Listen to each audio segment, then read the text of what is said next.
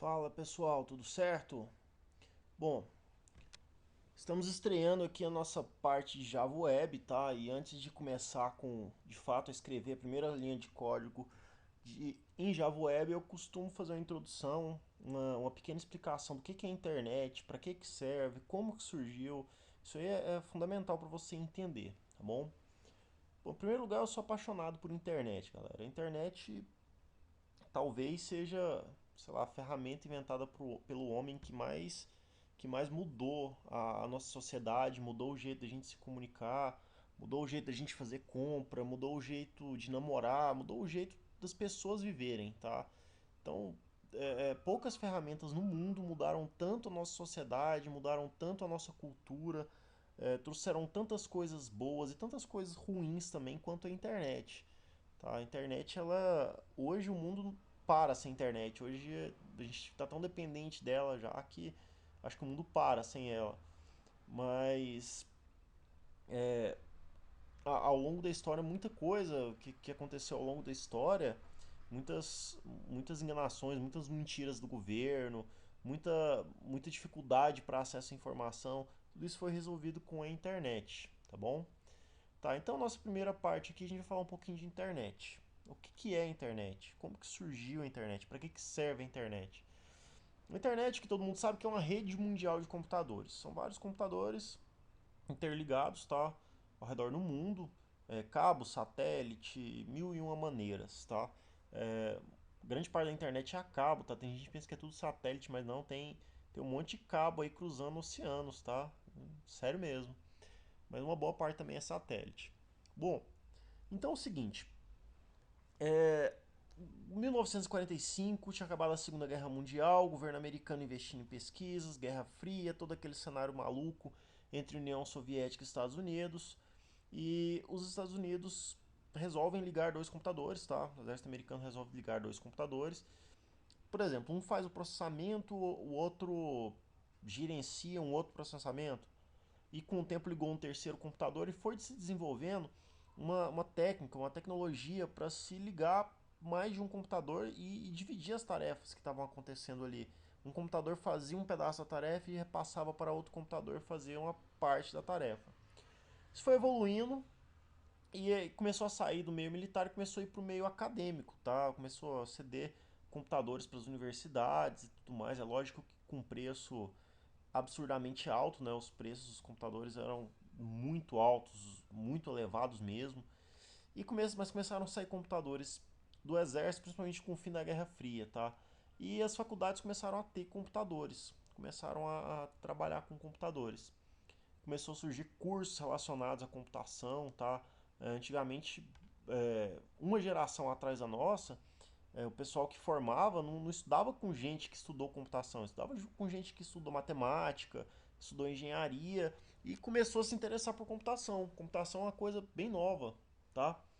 Bom, é, nesse cenário, galera, o pessoal começou a ver que dava para fazer negócios com a internet, com esses computadores interligados, tá? E aí chega no nosso próximo ponto, tá? Fim da Guerra Fria, a gente entra onde? A gente começou aqui, ó, a ter um momento aqui que surgiu algumas definições de internet, tá? Bom, primeira coisa que eu quero que vocês entendam é o seguinte: o que é cliente, o que é servidor, tá bom? Bom, cliente é um computador que usa um serviço na rede. Servidor é um computador que disponibiliza um serviço na rede, tá certo? O cliente usa o serviço que o servidor disponibiliza. Então, por exemplo, você tem vários computadores ligados, aí um computador só tem impressão. Você pode falar que aquele cara lá é o servidor de impressão. Você tem vários computadores ligados. Um computador tem um HD muito grande. A gente começa a guardar arquivo nesse computador. A gente pode falar que aquele é o servidor de arquivos, tá certo? E a internet ela funciona baseada em um sistema cliente-servidor. Ela funciona com base em um sistema em que o cliente acessa um serviço disponibilizado pelo servidor. Beleza? Servidor de internet, não é um servidor de impressão e nem de arquivos. Então, de certa forma, é um servidor de arquivos também. Mas tá, bem no início da internet, galera, a gente não tinha essas telas bonitinhas aí do YouTube que vocês estão assistindo. A gente não tinha esses recursos gráficos avançados e tudo mais. Você acessava a internet, você acessava comparando, para quem usa o Windows, né? Você acessava um diretório de pasta no Windows. Você acessava lá barra não sei o que e apareciam uns arquivos e você podia baixar esses arquivos na sua máquina e ler. Tá? Era uma coisa bem quadradona. Aí o que aconteceu?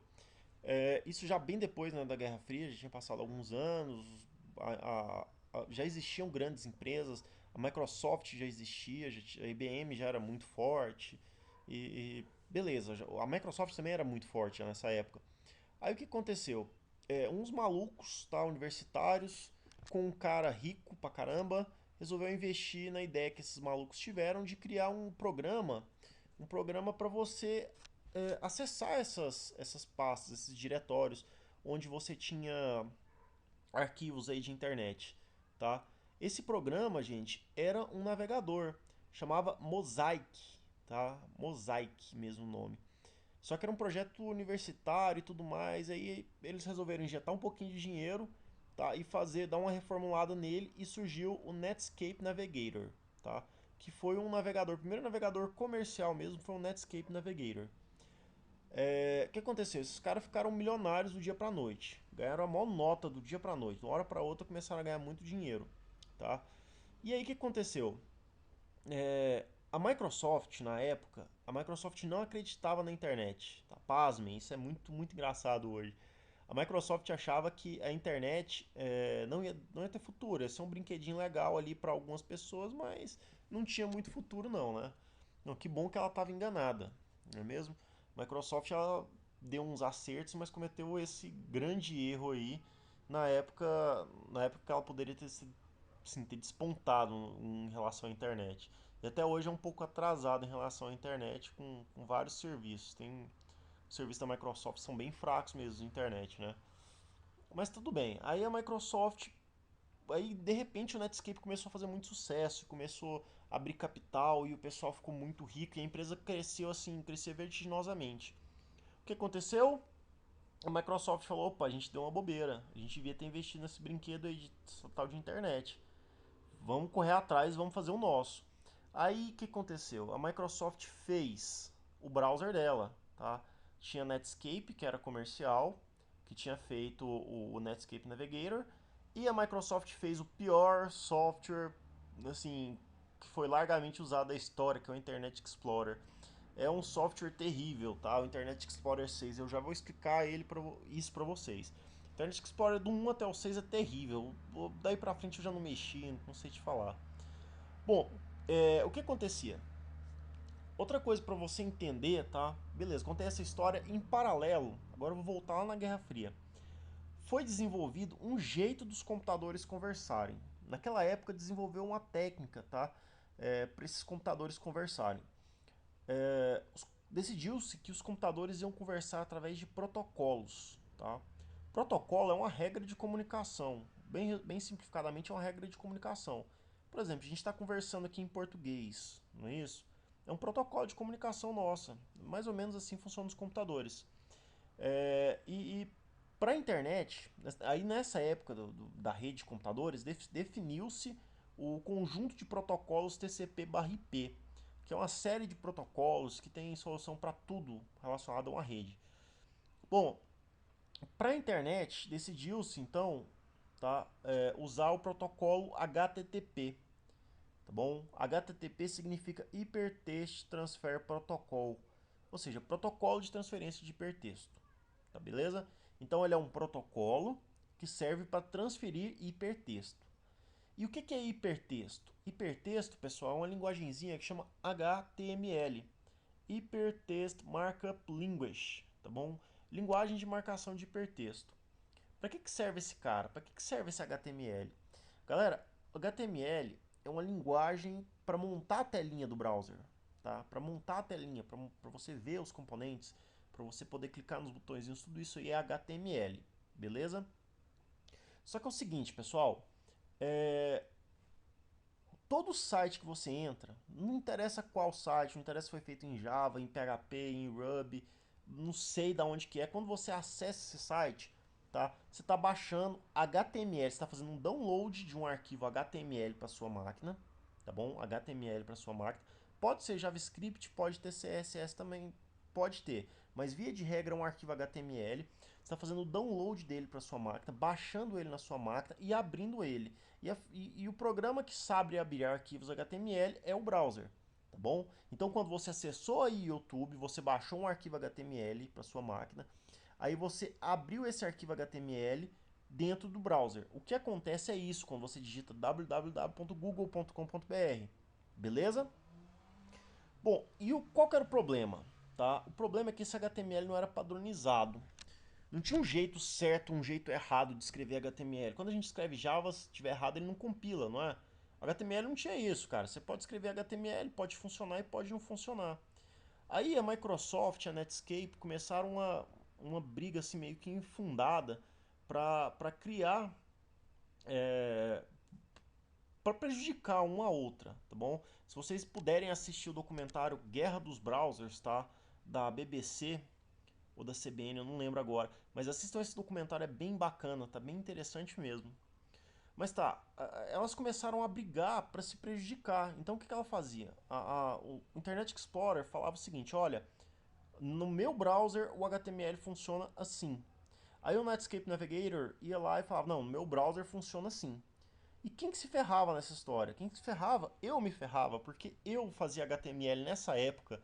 Eu trabalhava na empresa e eu ficava responsável só por fazer HTML para site nessa época aí. E aí o que acontecia? Eu fazia um HTML, funcionava no Internet Explorer e no Netscape Navigator não funcionava. Aí eu fazia um outro pedaço de HTML que funcionava. E era um terror, cara. Você sofria, você perdia muito tempo tentando deixar o site usual. Ou então você enfiava uma mensagem daquelas assim: esse site será melhor visualizado no Netscape Navigator versão tal. Puf. E se dane-se, cara, o usuário, cara. A vida era meio tensa nessa época. E outra pessoa que era muito prejudicada, além do desenvolvedor, do cara que estava fazendo o sistema web, era o usuário, cara. O usuário, ele também não. Tipo assim, se ele tinha que ter os dois browsers instalados na máquina dele, era muito complicado, muito difícil mesmo. Bom, a guerra dos browsers acabou, tá? Quem venceu foi o maldito Internet Explorer, tá certo? A Netscape, eles quase levaram a Netscape à falência, né? Porque eles começaram a distribuir o Internet Explorer de graça. Então eles mandaram o Netscape quase faliu, a AOL, American Online, comprou o Netscape Navigator e começou a partir do Netscape Navigator surgiu a ideia da Fundação Mozilla que hoje mantém o Firefox. Então você pode falar que o Firefox é uma evolução do Netscape Navigator. Pode, não está errado falar isso não, tá? E essa foi a guerra dos browsers, tá bom? Tudo isso por quê? Porque o HTML não era padronizado. O HTML podia funcionar de um jeito em um browser e de outro jeito em outro browser. Imagina assim, você tem um software rodando em Java. Você instalou em um computador, ele funciona de um jeito, mas se você instalar em outro computador, funciona de outro jeito diferente. Olha só que negócio complicado, né? Até de entender, tá? Mas aí o que acontece? Muita coisa boa surgiu dessa época aí. E uma das melhores coisas foi esse cara aqui, ó, W3C, tá bom? Pessoal, a W3C foi um consórcio feito na época pelas 500 maiores empresas que trabalhavam com tecnologia. Detalhe, a Microsoft não participou. A W3C falou o seguinte: olha, esse negócio de guerra dos browsers aí é complicado. Que imagina hoje, o Google começa a fazer uma guerra com, sei lá, com outra empresa, com a Microsoft também, e a Oracle entra no negócio. Aí cada um interpreta o HTML do seu jeito. Tá? Quem que vai ser prejudicado? Nós, usuários. Então as 500 maiores empresas se reuniram, fizeram um consórcio e falaram: ó, vamos definir um padrão para o HTML. A partir de agora, o HTML ele vai ser padronizado, ele vai ser assim. Então eles ditaram o que era certo, o que era errado fazendo no HTML. Vantagem de você usar o padrão W3C. Se você usa o padrão W3C, o seu site vai funcionar no browser aqui do meu computador, em qualquer versão de qualquer browser que siga a padronização W3C, no celular, num laptop que tem um formato de tela diferente, num iPad, qualquer dispositivo que acessa a internet. Se esse dispositivo seguir a padronização W3C, o seu site vai funcionar, o seu sistema vai ter a camada de visão bacana, tá certo? Bom, então essa foi a W3C, tá? Depois vocês entram no site, eles lá eles ensinam tudo como deve ser feito, tá? Da melhor forma. Bom, aí o que aconteceu? Uma das definições, tá, que foi definido pela W3C foi o seguinte: HTML vai ter informação. Então, o texto que você quer, sabe, a informação que você quer vai estar no HTML. O CSS vai ter a formatação, tá bom? Formatação o quê? Ah, o botãozinho é azul. Isso aí vai estar escrito no arquivo CSS, tá bom? E entrou um cara novo que é o JavaScript. O JavaScript, pessoal, não tem nada a ver com Java, tá bom? Ter o nome de Java é simplesmente uma jogada comercial, tá? Entre a Sun, que é a empresa que fez o Java que a gente programa, e a Netscape. A Netscape fez o JavaScript, tá? O JavaScript é uma linguagem que roda no computador do cliente. Quando ele acessa lá www.google.com.br, você baixa os arquivos HTML e junto vem um arquivo JavaScript. E nele você pode ditar algum comportamento ali. Você pode, por exemplo, fazer uma validação de formulário. Tem muita coisa legal que dá para falar sobre JavaScript aqui, tá? E a gente vai fazer até algumas brincadeiras. Mesmo não sendo o foco do curso, a gente vai fazer algumas brincadeiras. CSS também, eu vou dar uma introdução de CSS para vocês porque eu acho importante vocês pelo menos saber como que funciona. Mas também não vai ser o foco do curso, tá? A gente vai focar mais o que? No Java. Então a gente vai ter que aprender a fazer formulários HTML, tá certo? Aprender a fazer esses formulários, conversar com o nosso sistema. Lembrando que as coisas estão em lugares diferentes, porque o HTML o cliente baixou lá para o computador dele. Já o sistema Java está lá no servidor, tá certo? Então assim, você vai fazer a informação sair do cliente, passar a internet inteira, chegar no servidor aqui, aí aqui no servidor você vai fazer um processamento e vai devolver a resposta para o cliente em formato HTML, tá certo? E é bem legal trabalhar, eu gosto muito de trabalhar com HTML, tá certo? Só um detalhe, o JavaScript, a primeira versão dele chamava LiveScript, tá? Eu não sou velho, mas eu programei em LiveScript. Tem um tempão isso. Aí a partir da segunda versão, a Netscape e a Sun fizeram um acordo lá para já sair com o nome JavaScript, tá certo? E tem uma framework muito legal também que eu vou mostrar para vocês, que é o jQuery, tá? É uma framework JavaScript. É bem bacana de trabalhar, bem legal, tá? Bom, para que serve isso tudo aqui pra gente, pessoal? Isso tudo aqui serve para vocês entenderem que o que? Aqui, ó, o HTML, o CSS e o JavaScript, eles são a camada de visão do nosso sistema, tá? Todo sistema que rola na internet tem o HTML como camada de visão, beleza? Ah, mas o meu sistema usa, sei lá, Flex, tá? É HTML, tá? É um Flash, um HTML que chama um Flash lá e papapá. Ah, mas meu sistema é feito em Ruby, também é HTML. Eu nem sei o que eu estou usando, mas quando eu acesso um site eu estou baixando HTML, beleza? Bom, o nosso sistema, vocês lembram lá no final do último módulo do curso, deixei muito claro para vocês que o sistema se dividia basicamente em três partes. Camada de visão, que você tinha telinha, camada de controle, que você aplicava a lógica de negócio, e a camada de persistência, ou DAO, que você fazia a comunicação com o banco de dados. A gente continua tendo essa mesma estrutura em sistemas web, tá bom? Só que a nossa camada de visão vai ser HTML. Vocês vão ver que para transformar um sistema que é desktop em um sistema web é facinho, tá? Se vocês fizeram o último módulo, eu vou dar só um Ctrl C, Ctrl V e vou transformar aquele sistema em um sistema web. Daqui não tem nada de muito difícil nisso, tá certo? Bom, pessoal, essa é a introdução. Eu acho muito importante falar isso no início de todo o curso, tá? Agora que vocês já sabem mais ou menos uma pequena introdução, eu recomendo que vocês assistam o documentário Guerra dos Browsers da BBC. Eu acho um documentário muito interessante. Se quiserem também, assistam A Bolha da Internet. É um outro documentário também, acredito que da BBC também. Muito legal também para vocês se informarem aí, tá certo? Bom, por hoje é só, não vou falar mais nada. Tá fechado e dentro em breve começa a soltar as aulas aí já com prática em Java Web.